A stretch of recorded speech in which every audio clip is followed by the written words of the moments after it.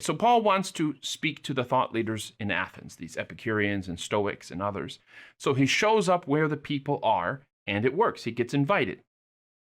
Now, the Stoics and the Epicureans who do meet him are completely and utterly unimpressed. They don't understand what Paul is talking about. They began to debate with him. Some call him something like a hayseed, or honestly, it's probably better to translate it as a hillbilly. Others remarked, he seems to be advocating foreign gods. And this must have been a humbling moment for Paul. He was a giant among the Christians, and we can say well known among the Pharisees back home. But in Athens, he was a nobody. The God he was talking about was called foreign. Human beings have really weaponized the word foreign, haven't we?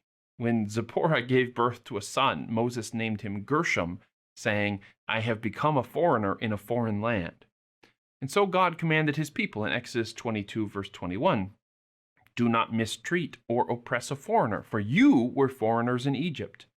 The Greeks, like the Israelites in Jesus' day, divided up the world between natives and foreigners. And that's why it really is significant that Jesus asked this question or made this comment in Luke chapter 17. Has no one returned to give praise to God except this foreigner?